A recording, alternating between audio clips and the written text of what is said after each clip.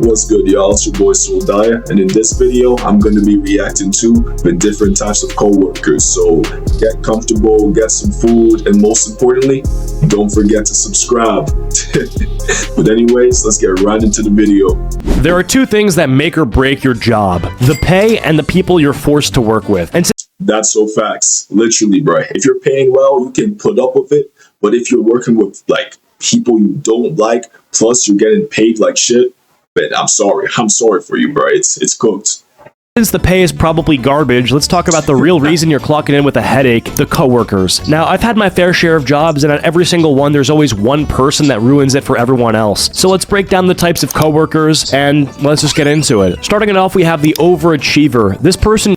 Yo, I hate this stereotype like so much. Not even a stereotype. This is a fact, bro. Like, this type of coworker pisses me off. Shows up every day like they're training for the Olympics of customer service. They don't walk, they power stride. They don't talk, they announce. And you just know they do all this for 13 per hour part-time, by the way.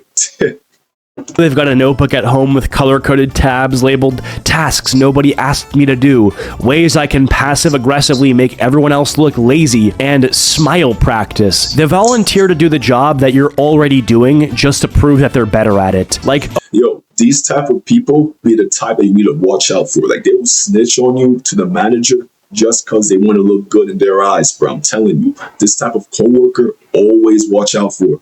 oh, I'll take over cleaning the grill. No, I'm already here. I'm literally wiping it right now. They treat everything like a competition. You say you closed 3 registers last night, and they were like, oh, I actually did 4, and I also restocked the freezer and trained a new hire while fasting. Congrats, man, you win. You get absolutely nothing. The manager didn't even notice. They were too busy vaping behind the building. All right, number 2, the trauma dumper. This is the one coworker who mistakes work for group therapy. You say something simple. Yo, this one job I work at, I have this one girl, right? She loves to talk, like dump all her trauma onto us. Honestly, I don't even mind it too much, to be honest, because like I'd rather be talking than just be like, sitting there doing nothing. So, hey, it serves as entertainment. Like, hey, how's your day going? And suddenly you're being hit with, my cousin just got out of jail, my boyfriend stole my car again, and I'm starting to think that my dog is racist. Like, bro, it's 9 a.m. I'm just trying to eat my Pop-Tart in peace. The worst part is... Nah, but like, there's always an extent to how much you can like trauma dump. Like, I don't mind you like just coming to me, telling me about some stuff that happened, but if out of nowhere, bro, I'm trying to like, listen to music, chill, and you're just like, hey, I lost my cat and I've just been so depressed. I've been stressed. I just want to run into a car. You know what I mean, bro? If you're doing stuff like that, then nah, bro, that's too much. Is you never know how deep they're gonna go. You might just be trying to split a shift and suddenly you're knee deep in childhood trauma, failed relationships, and some weird pyramid scheme they joined last year. And it's always like when you can't leave. Heavy on the pyramid scheme, bro. They always be trying to get you to join these weird crypto, like door-to-door sales pyramid scheme. It's so weird. Don't join them. Like you're trapped at the register while they're behind you telling you their life story, and the customer in line is just standing there like, damn, you good, bro? Now you've accidentally become their emotional support coworker. You didn't sign up for this. You just wanted to bag groceries and go home, but now you know more about their divorce than their own lawyer does. All right, next up we got the flirt. And they'd be so willing to like tell you their stories. Like they're looking for every given chance to tell you their story. I don't know why. I don't know the logic behind that, but it's weird. This person treats the workplace like a dating app. They're not even subtle either. They're walking around winking, calling people babe, offering back rubs in the break room. It's like they... Back rubs is crazy, bro. Came for a job and they stayed for the situationship. They flirt with everyone. New hires... I'm gonna keep it a buck, bro. If there is like, say I'm working and there's like a good looking girl, bro, I wouldn't mind talking to her time to time, but like you gotta control it, Can't be like giving back rubs, making the girl feel uncomfortable. But hey, I'd be lying if I said I didn't flirt at jobs, bro. There's a pretty woman, bro, might as well. Managers, customers, the health inspector, it's all fair game. They'll lean on the counter like, you really gonna clock out without saying goodbye? Yeah, I value my... All right, stuff like that. Like, there's a difference between, actually flirting, bro. Like, spitting game or just being a cornball. my piece. They'll ask things like, so what do you do outside of work? Like, we're both not standing in hairnets surrounded by frozen chicken nuggets. Like, yeah, I climb mountains and I solve crimes in my spare time. What do you do besides flirt with anyone that has a pulse? They never really do their job either. They're always on break, which somehow means standing right next to you, breathing down your neck and asking what star sign you are. Like, I'm not a Virgo, I'm clocking out. Star sign, bro. That's actually crazy. All right, next up, we got the clock watcher. This one is spiritually gone. Like, yeah, their body's there. They might even be standing near the register, but mentally, they're on a beach. In their mind, the shift has already ended. They check the clock every 10 minutes, like something's gonna change. They'll be like, yeah, how long till... You're gonna find these type of people in like warehouse jobs. Everyone in warehouse jobs just waiting to go home. That's just how it be. It's like they're not even in their body. It's like their soul's gone and they're just working just to work. You know what I'm saying? Break. You'll say 30 minutes, 5 minutes later. Okay, how long now? And I can't even hate because I am this person sometimes. And you know it's a bad day when they start making deals with themselves. Like, okay, if I make it to 3 p.m., I'll reward myself with a soda. If you're working this type of job that makes you feel this way, bro, use that as motivation to get up out of there, bro. I'm telling y'all, save up as much. Yo, if you're doing all this, it better be for enough money. You better be making a decent amount of money to put up with having your soul basically taken away. Survive till 4:15, I'll pee. If I make it to clock out without quitting, I'll eat a cookie. And they do the bare minimum, like bare. They'll pick up one box and act like they just rebuilt Rome. Oh my god, I'm exhausted. Low-key, this is kind of me. Like, I'm just keeping it a buck, bro. Especially, like, yo, I be doing the bare minimum, bro. I never do too much. Because who am I trying to impress? My manager? My co-workers? I'm just there to make money, bro. Maybe, you know, get myself a car. Yeah, no, I'm going to get myself a car soon. Y'all see it on this channel. But, like, yeah, just saving up for a car, bro. I'm not going to try to be there for long. I'm just trying to get my money and get out.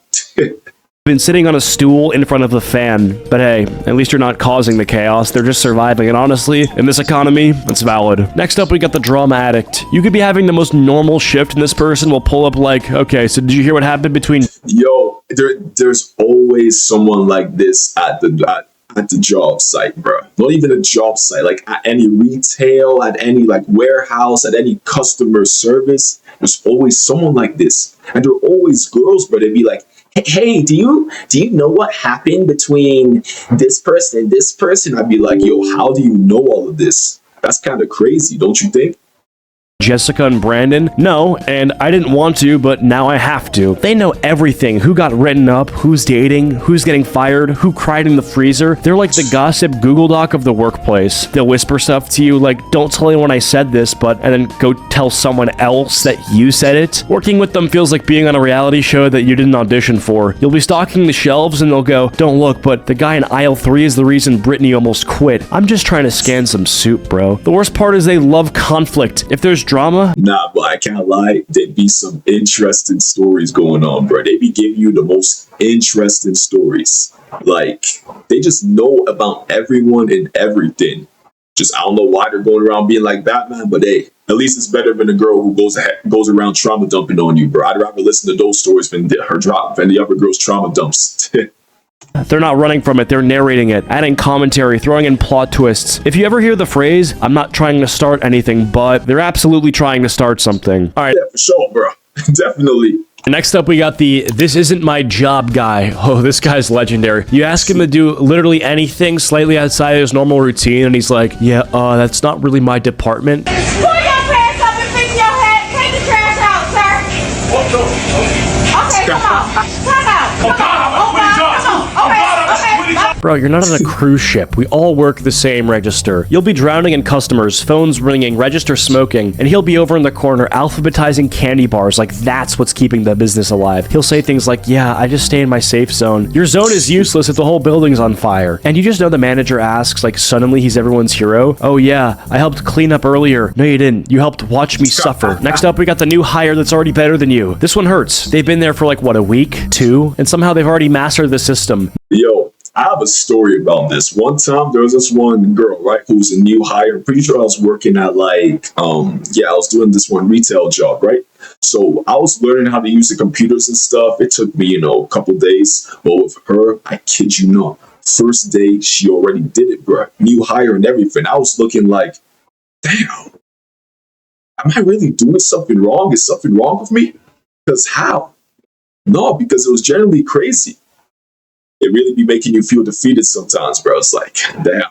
Memorized the schedule, befriended the manager, and organized the stock room. Meanwhile, you've been here for over a year and you don't even know how to clock out without asking. They say stuff like, oh, I just picked it up quick.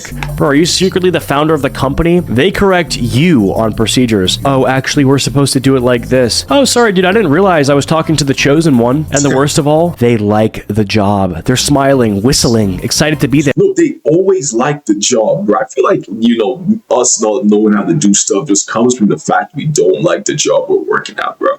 We're just trying to get paid, go home. That's legit. That's it.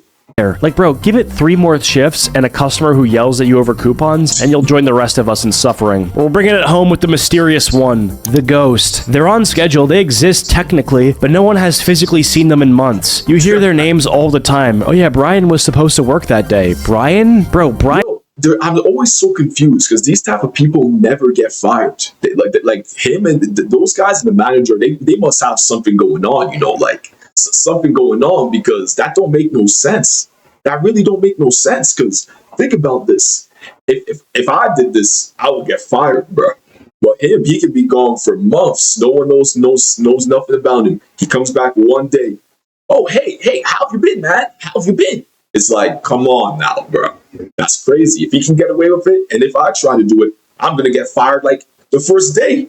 Brian is a myth. He's not real. He's a workplace urban legend. One time you thought you saw him, but he was just a guy from a different department. They always have some bizarre excuses too, like, oh yeah, I've just been sick for 3 weeks, but I might come in next Thursday. Might? What are you, a seasonal Pokemon? But what's crazy is they never get fired. They're like a protected... Exactly. They never get fired. That's what I was just saying. ...species. There's an endangered species right there. They just float on schedule forever, haunting it like a spreadsheet ghost. Next up, we got the wannabe manager. This person is not the manager. They have never been the manager. This person pisses me off so much. They be the biggest snitches you ever see. Like, I'm just getting mad just thinking about it, bro. So those type of people just make me mad, because you have to watch out for the manager while you're slacking, and then you have to watch out for that one coworker that thinks you're the manager. You're just trying to slack in peace, You're just trying to be lazy in peace, bro. Not have to worry about the manager and his lapdog. Those people be the worst. They will never be the manager, but that has never stopped them from acting like they run the whole company. They'll give you tasks like they're assigning missions. Hey, when you're done, can you restock aisle 4? Who are you, the president of retail? You ask when they clock out and they hit you with, well, technically I stay until everything's in order. You are paid hourly, go home. They're always using corporate phrases like, yeah, we just need to streamline the communication, or let's make sure we're aligned as a team. Bro, you stocks. I feel like this is the person I pretend to be during the interview, but as soon as I get the job, I'm like, I just don't care. I'm just trying to get paid and go home. Soda. You're not a motivational speaker. The worst part is the manager actually loves them, probably because they do the manager's job for free, and now you're stuck getting bossed around by a dude named Trevor who wears fingerless gloves and listens to Joe Rogan on his lunch break. Last but not least, we have the 1 foot out the door coworker. This person mentally quit months ago. I fucking hate this job. I'm not working here anymore. I hate this shit, bro. You guys don't pay me enough. Don't pay me enough. I hate this shit. They're just here until their music blows up or their clothing brand takes off, or their... Yo, I think out of all of these, this one's the most me. I'm dead ass on my job, the job I'm doing right now, until my YouTube blows up. When I start making enough money from YouTube that, it passes my income from my job, I'm quitting that. I'm quitting that job. Faster than the flash, bro. I'm quitting that job ASAP. That's why y'all gotta subscribe. I'm telling y'all, bro. I'll feed y'all more content. Y'all just hit that subscribe button. Finally ready to move to LA.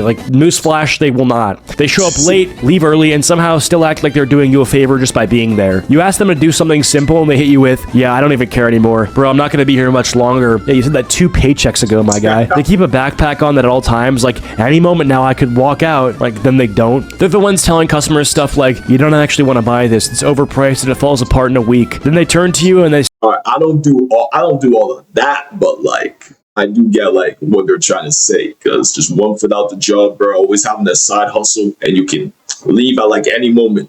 Well, No, you can't really leave at any moment, but when your thing blows up, you can leave. Say, yeah, I'm just being real. Like, no, you're being unemployed. But honestly, kind of a legend, because they're doing what we wish we could all do. Just say nah and walk away. The problem is they never actually do. They just linger like a TikTok trend that won't die. Anyway, that's the full roster. Bro, this type of guy, bro, I'm telling you, he's just praying whatever he's doing blows up. SoundCloud, YouTube, clothing brand, and he just praying it blows up. Coworkers are weird. Some of them become your best friends. Others are the reason that you fake coughing so you can leave work early. But together, well, you make the place either tolerable or a literal war zone. Let me know who I missed, and I'm sure there's 100 more. Yeah, thank you guys so much for watching, and I'll see you guys all in the next one. Peace. Hold on, give me a second. But anyways, though, that was the end of this video. Don't forget to drop a like, comment, and subscribe, and I'll see you on my next video.